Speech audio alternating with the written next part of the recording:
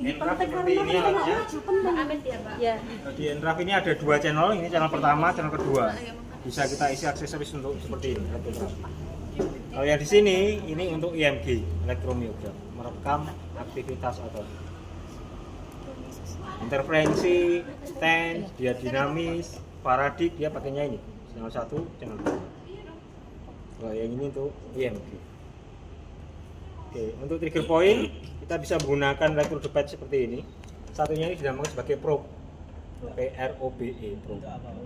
Ini lebih spesifik pada region atau otot yang mau kita stimulasi. Ototnya kecil. Iya. Seperti gal palsi, kita juga pakai probe. Nah, di sini electrodepet yang standar seperti ini, statis. Kalau misal tidak ada, nggak punya probe seperti ini, bisa juga dua pad seperti ini, tapi satunya dibuat seperti ini. Ya, nggak nyetrum masal tangan sebelah kita. Misalnya ini yang tangan yang melakukan tracking, sebelah tangan kita ini tidak memegang pasien, juga gitu. Oke, kemudian untuk parameternya kita masuk ke pain management. Pakai yang premodulat. Premodulat ini adalah interferensial. Kita menggunakan channel 1, ini channel 1, channel 2. Ya. Premodulat ini adalah interferensial current yang hanya menggunakan satu channel. Ada frekuensinya 4000. Bit frekuensinya yang disarankan 1 sampai 10 Hz. Misal saya gunakan 5 Hz. Frekuensi modulasinya 0.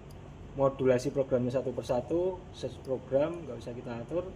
Output mode-nya perlu diperhatikan, jangan CC tapi CV. Apa bedanya? Kalau CC itu gampangannya elektrodenya statis nggak digerakkan, itu CC. Tapi kalau ada salah satu digerak-gerakkan, maka dia gunakan CV.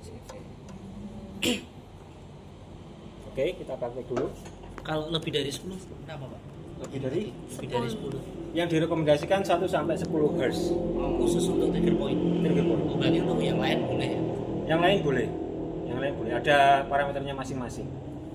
Berarti misal itu masalah kedalaman jaringannya? Bukan. Hertz itu lebih ke arah kenyamanan. Sensoris itu ketika bit frekuensinya di atas 80, alias dia tinggi, maka dia akan dirasakan nyaman. Tapi kalau di bawah 80 dia dirasakan tidak nyaman. Jadi target kita nyaman ya? Iya. Jadi kalau trigger point itu kan lama tuh, Pak. Kan berlangsung lama kan. Jadi kalau kita pengen langsung gitu kok boleh nggak kita naikin? Nggak boleh. Prosedurnya 1 sampai 10 Hz. Kalau yang lama itu waktunya misalnya. Oh iya. Cuma 5 menit kurang. Masih banyak itu yang belum ditemukan, tambah lagi. Itu waktu.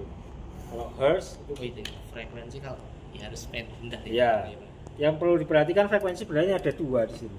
Ada carrier frekuensi. Carrier frekuensi itu frekuensi utamanya. Kalau 4 kHz atau 4000 Hz ini digunakan untuk depolarisasi saraf sensoris. Sehingga kalau kita untuk menurunkan nyeri sensoris, maka kita gunakan 4 kHz atau 4000 Hz. Tapi kalau kita gunakan nanti untuk menstimulasi otot 2000 Hz atau 2 kHz. Nah, untuk bawahnya ini nanti ada aturannya masing-masing. Untuk akut seperti apa, kronis seperti apa. Malah lebih rendah, Pak. Apanya? Frekuensinya kalau otot itu. Kalau otot, ya dia lebih rendah. Lebih rendah frekuensinya. Oh iya, bukan intensitas. Bukan intensitas. Ya. Ini frekuensi. Kalau frekuensinya semakin tinggi, maka dia kalau sensoris dia terasa nyaman. Tapi kalau frekuensinya rendah dia dirasa tidak nyaman. Jika yang kronis itu biasanya bit frekuensinya kurang dari 80 Hz. Tapi untuk yang kondisi akut dipegang aja udah nyeri, maka dibuat nyaman, bit frekuensinya tinggi di atas 80 Hz. Nah, itu pembelajaran yang lain ya. Sekarang kita praktek yang ini aja. Misal 10 menit. Nah, kemudian kita pasangkan ini. Saya di situ ya. Oke. Ini kita tempatkan, ini elektrode statis. Tempatkan sini misal, tidak menghalangi track ya. Tidak menghalangi track.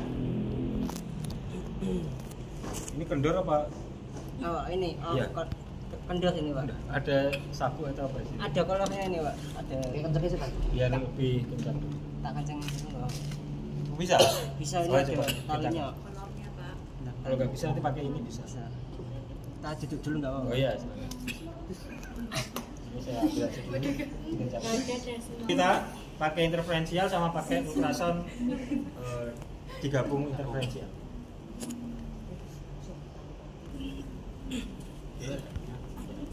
Nah ini kita tempatkan, ini elektrode statis nggak kita gerakkan, ya, dia dinamika statis. Kita letakkan di tempat yang tidak menghalangi track. Benar ini ya. Sensor. Oke, kemudian tadi kita udah atur dari frekuensinya, bit frekuensinya 1 sampai 10 Hz. Kita gunakannya 5 Hz. Yang paling penting adalah output mode CV. Jangan CC. Kalau CC itu dia diam. Kalau salah satu bergerak atau dua-duanya digerakkan, gunakan CV. Rasanya ini gimana Pak? Rasanya nyaman, coba. Nyaman ya? Ini belum. Dia udah kaget. Oke, kita tempatkan seperti ini. Nah, seperti ini. Kemudian nah, kita pencet untuk intensitas, kita tingkatkan, kita tanyakan ke pasien sudah terasa belum. Jadi berarti yang atas Pak yang terasa. Iya, Yang bawah? yang bawah nggak terasa.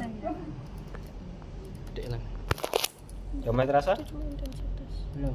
Belum. Pelan saja.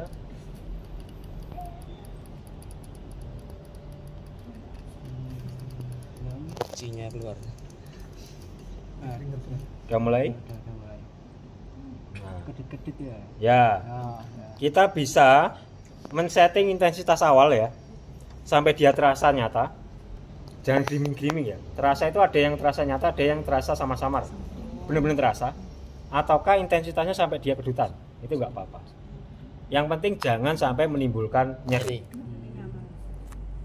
Jadi ada dua option untuk intensitas tadi yang saya setting. Pertama, sampai terasa nyata atau sampai kontraksi kedutan. Nggak apa-apa. Intensitas awal seperti itu. Nah, kalau kita lihat di sini, intensitasnya naik turun. Nah, itu namanya CV. Bedanya CV dan CC. Kalau CV bisa naik turun, menentukan apa? Mengikuti tahanannya. Kalau tahanannya tinggi, intensitasnya dia akan turun. Tapi kalau CC, tahanannya tinggi, intensitasnya masih tinggi. Sehingga kalau kita gerakkan sakit.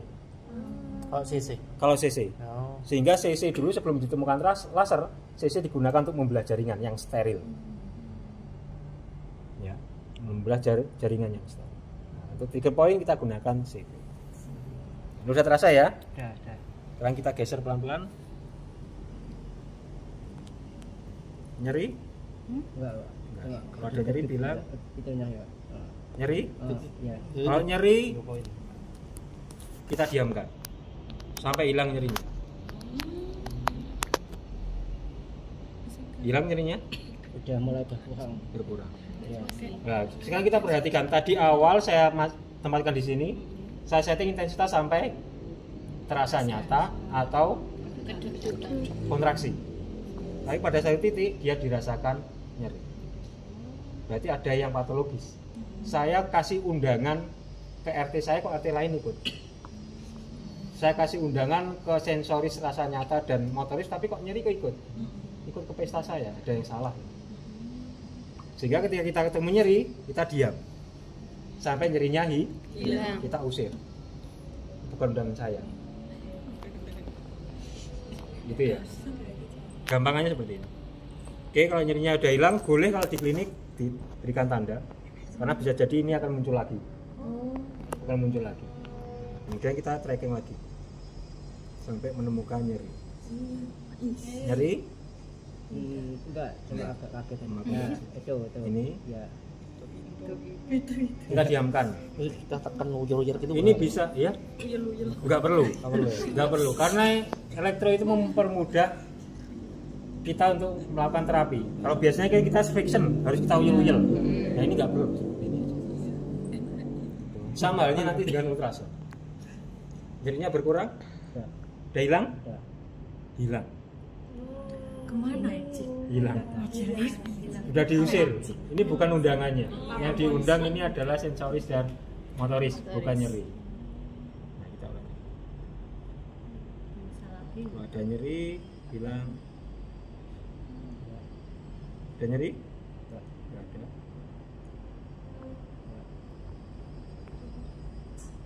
Biasanya di romboid, tadi di romboidnya ada nyeri? Digeser Enggak, aja. geli tadi. Geli aja. Geser. Itu ya. Nah ini.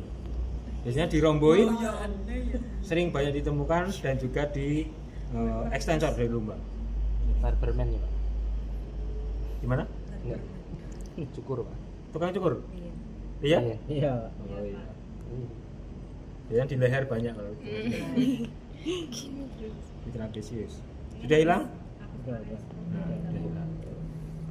Kalau kita tadi menandai, kalau di pasien itu pasti akan terasa banyak. Ini tadi ada keluhan nyeri punggung nggak? Enggak ada. Nggak ada aja ketemu. Apalagi yang mereka, Laten. iya.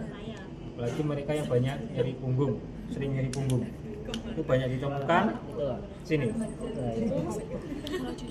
Sehingga kalau kita melakukan tracing dengan titik tadi, kita bisa tracking di punggung bagian kanan dan kiri, kita bisa menganalisa. Misal banyak titiknya di sebelah kanan, yang kiri sedikit, bisa jadi tarikan ototnya nggak seimbang antara kanan dan kiri. Bisa dipahami? Ya tak? Kalau titik yang kanan lebih banyak, maka otot yang menekan kanan lebih banyak dibandingkan yang kiri. Bisa jadi kalau dibiarkan terlihat akan muncul sklerosis. Punyanya BTL bisa nggak Pak? BTL saya belum pernah coba. Nanti kalau BTL saya coba dengan kombinasi ultrasound. Oh, BTL-nya yang ultrasound. Iya. Yang ultrasound. ininya Nanti bisa juga kalau dan dengan yang BTL ultrasound. ada komponen ini juga. Ada.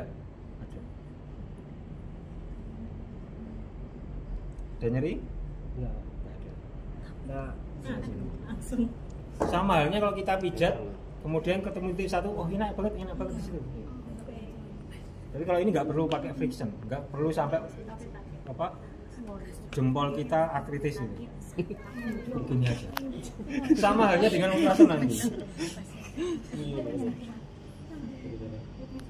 Nah, kalau ini saya geser, dilihat intensitasnya, dia bisa turun, mengikuti tahanannya.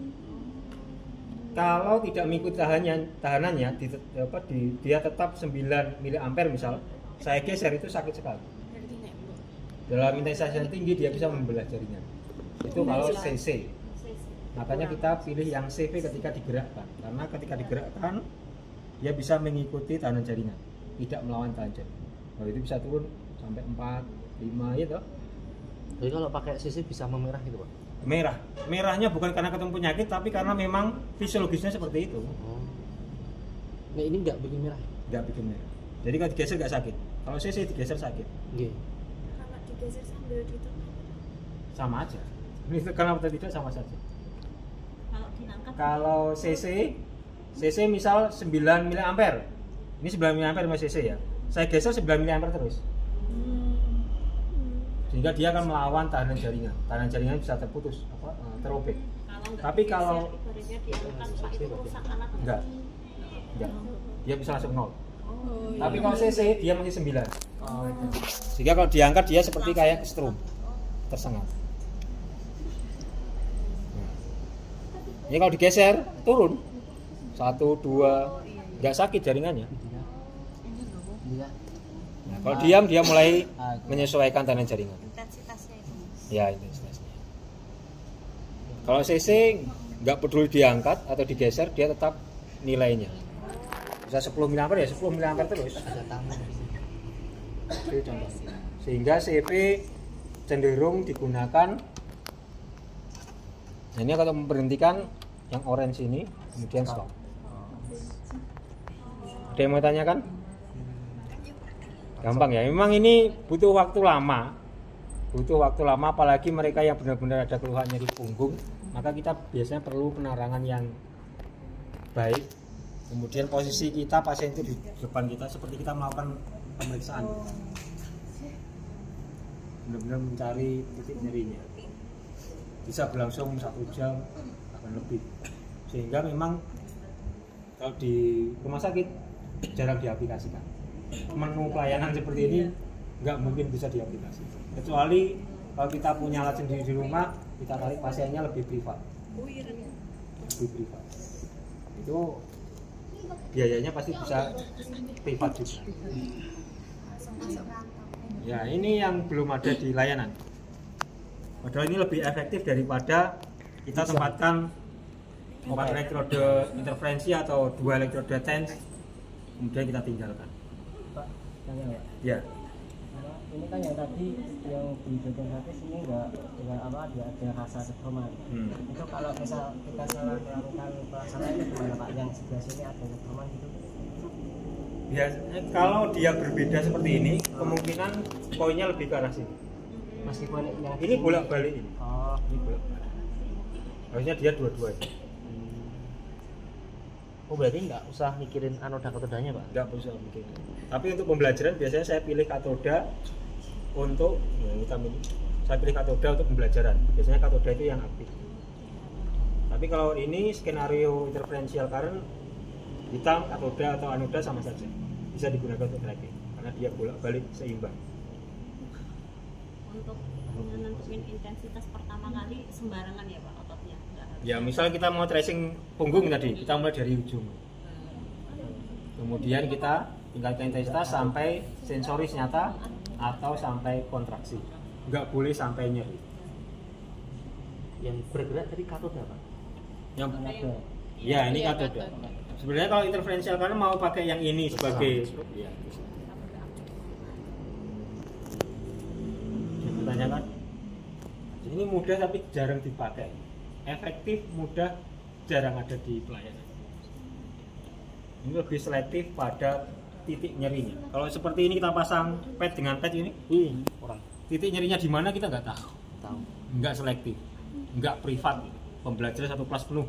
Ada yang mudeng, ada yang enggak. Tapi kalau privat satu persatu. Itu mudah dilakukan, tapi memang Lama. nah, kekurangannya lah. Woi 9. Harus Mau langsung dipraktekkan atau Satu-satu. saya praktekkan sekalian yang ultrasound? Di tempat kalian nanti praktek pasti ada alat interferential kan, walaupun tidak dari engram. Prosedurnya sama, pasti hasilnya juga akan sama. Nah, tapi kalau kombinasi seperti ini memang harus ada alat yang bisa kombinasi. Iki mlebu YouTube lho rek iki. Sehingga yang potensi yang bisa dilakukan adalah seperti ini. Ini nanti beda brand ya pak ya? Beda, pakai DL. Ini yang potensi bisa dilakukan semua fisioterapis. Karena mereka pada punya TENS, pada punya interferential current, tinggal di setting tadi. Kalau interferensi dari frekuensinya 4000 dengan bit frekuensi 1 sampai 10 Hz. Prosedurnya tadi Ini TENS sama OS pak? ini bisa kita gabungkan. Rasanya gimana? Lebih enak. Lebih enak. Mau yang US belum nyala. Belum? Cepatnya pak? Rasanya lebih enak. Tadi sudah dipakai praktek untuk anak-anak D3. Ya, yang ini kombinasi. Ini belum masuk ke pelayanan. Kalau ini masuk ke pelayanan misal 150, ini 300. Satu menu misal. Tuh. Wah bisa tuh. Wow. Ya, Passwordnya 04 kali. kayak HP baru. Itu tadi kepencet 5 lagi pak? 1, 2. paspor. Lo itu di dua loh Pak? Hah? Dua tuh? Iya.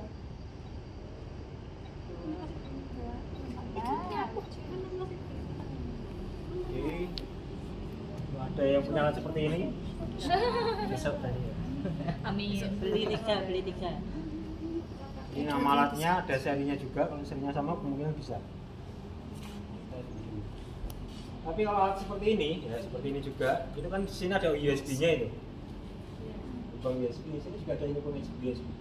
Ini biasanya untuk memperbarui software. Kalau software tidak terbarui, maka ada bug-bug tertentu yang mengganggu elektrisnya. Di upgrade. Itu ultrasound ya ultrasound. TENS iso ya. Oke, selanjutnya. Nah ini untuk interferensinya, untuk elektronya. Pak nanti TENS-nya dari sini kan pak? Ya, semuanya dari sini. Misal kalau beda Beda alat nggak bisa. Oh, harus satu alat. Harus satu alat. Karena ada menu kombinasinya. Combine. Ada menu kombinasi. Memang di sini menu bisa kita setting interferensi sendiri, UI sendiri, satu pasien di sana, pasien di sini. Nah, Tapi kalau ini kombinasi. Kalau kombinasi kita pasien yang berbeda kan bukan kombinasi itu namanya. Sehingga dua intervensi dijadikan satu pada satu pasien itu namanya kombinasi. tapi harus satu alat. Satu alat. Kalau dua alat nggak bisa. Dua alat nggak bisa. Apa iki? Oke, coba. Ayo lu. Apa lu? Nah, ini Sakit dokter. setnya iya, bisanya besaran. Ini Yang biasanya udah kotor, udah jamuran. Aku di sebelah.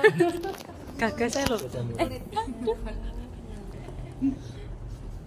Ya sama trigger point tadi. Karena prinsipnya untuk trigger point juga. Sama. Nah, ini lebih spesial lagi trigger pointnya. Kalau tadi nggak pakai telur, ini sudah pakai telur. Oke, sekarang rasanya. Untuk settingnya kita ke manual. Kelihatan nggak manual? Manual. Kemudian terapinya kita klik ya. Ini kan masih TENS ya. Tens. Terapi. Nah, Terapi. kita pilih yang kombi. Nah, kalau ada tulisan kombi ini Kombi. berarti bisa kita kombinasi. Bisa TENS ultrasound. Nah, saya menggunakan yang ten ultrasound. interferensi dua polar. Ini lebih nyaman, rasanya lebih halus. Bawah ada sensasinya enggak? Nanti silahkan dirasakan. Yang pasti enak. Kali frekuensinya 4000 karena untuk sensoris. Kemudian parameter ultrasound kita atur. Kita beri Chef oh, ini. Kita berikan 1 watt dulu aja. 1 watt. 1 watt dengan kali frekuensi 1 MHz. Megas. Dia continuous 100% continuous dia 100%. gitu. Terus ini CV. CV kun Tanpa saya setting sudah CV. Dia sudah tahu kalau satunya nanti akan digerakkan. Hmm. Oke, kemudian waktunya bisa 10. menit. Oke, ada yang mau tanyakan? Diulangi lagi. Manual, Manual. kemudian Terapi. terapi, kita pilih yang tupul. Kombinasi. Nah, kemudian Tupul. dua interferensi dengan Interferensi. ultrasound. Enter. Enter. Oke, sudah Karir ya. frekuensi. Kemudian kali frekuensi 4000 itu 4000. sensoris. Sudah CV. CV. Oke, Alat ultrasoundnya kita setting jadi 1 watt, 100%, 1 1 MHz. Oke, kita enter. Waktunya 10 menit. elektroparameter. Oke, siap kita mulai gelnya. Cil. Ini. Ini enak di sini. Aduh, lebar bermain. tolong dong, Sasa, tolong. Lapis atas ini paling enak dipijat. Oke, kita tempatkan seperti ini, kita pencet. Intensitas. Oke, ini tesnya mesin 0,3, kita tingkatkan sampai benar-benar terasa atau kontraksi. Belum terasa? Belum.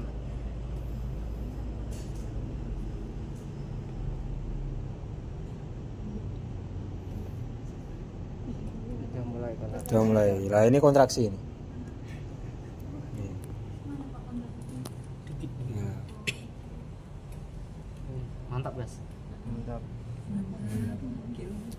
kalau kita pijat kita perlu menekan. Kalau ini nggak usah, gini aja udah kontraksi ototnya, udah aktif. Yang bawah berarti nggak ada rasanya. Nggak ada rasa. Yang awalnya ultrasound nggak bisa mengkontraksikan, sekarang bisa mengkontraksikan. Berarti nggak perlu ditekan ya, Pak? Nggak perlu ditekan. Tapi kalau pasien minta ditekan, Kalau minta ditekan nggak usah ditekan, ya bisa aja. Tapi itu Dinaikkan. bukan prosedurnya. Prosedurnya dinaikkan intensitasnya. Kontraksinya lebih kuat. Nah, oke. Kuat. Ototnya kita paksa untuk kontraksi sendiri, bukan untuk ditekan. Kurang merem. Nah, ini kalau dipijat, kelebihannya seperti itu. nggak perlu buang tenaga.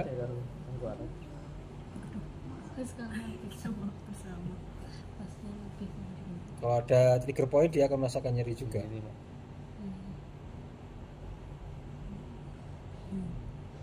rhomboid.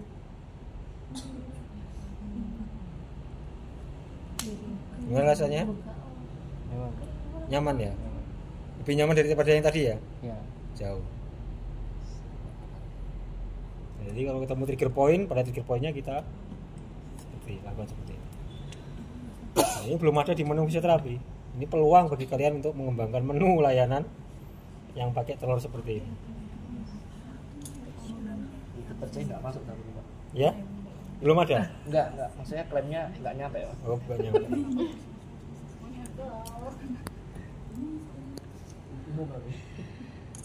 Ini harus selalu di bawah. Ya, bukan sih. Yang asal tidak menghalangi tempat untuk tracking. Berarti sebenarnya di depan juga boleh Pak. Enggak masalah. Kayak kemarin. Ini hanya untuk kembalinya ya, ground, kembalinya arus saja. Jalannya masih bisa dikasih di sini.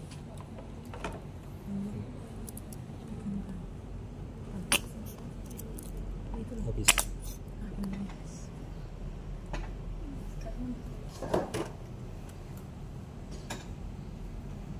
Terasa nggak di sini? Terasa ya. Jadi nggak perlu kita tekan. Ya kalau ditekan ya nggak ada bedanya dengan kita mijat. Iya, bedanya. Sehingga kalau kurang ya kita tingkatkan intensitas.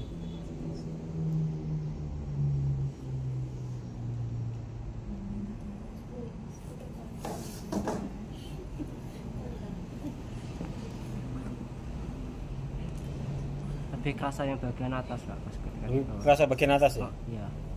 Berarti yang paling capek yang di atas. Nah, ini kalau mau maksimal lagi gimana cara membuka ruang skapula ini? Di ini. Iya Pak. Di endorotasi. Nah itu bisa.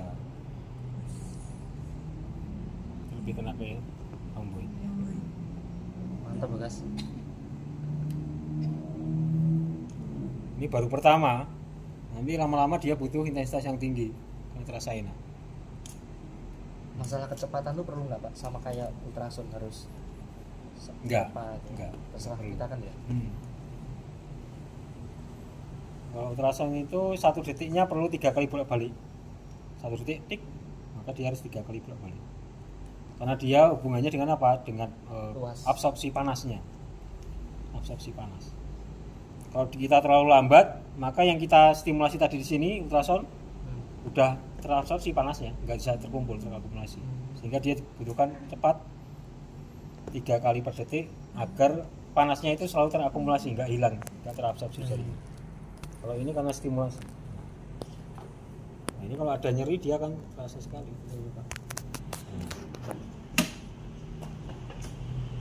Otot yang pegel, otot yang iskemik kan itu.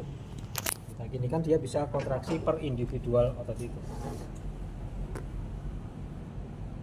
Ini enak sekali di punggung, di gastrop, atau ke postural.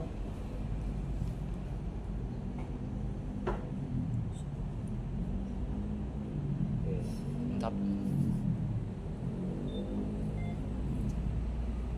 Ada yang mau ditanyakan? Ada yang Ini Pak, baju aja nggak?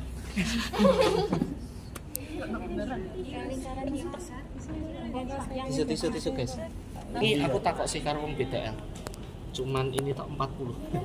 berapa? 40 juta ininya aja Pak. Iya. Tapi bukan sama ultrasound loh. Aksesoris. Tapi kalau yang beli instansi besar beda lagi. Ini Inframerah. IR Pak. Iya, iya. Kok inframerah apa? Laser. Oh, inframerah. Wah itu 11 tuh Pak. Saya. Laser. Harus ada pilihan kombi ini baru bisa. Keren ya. Keren dan harganya pun Jualnya udah ya.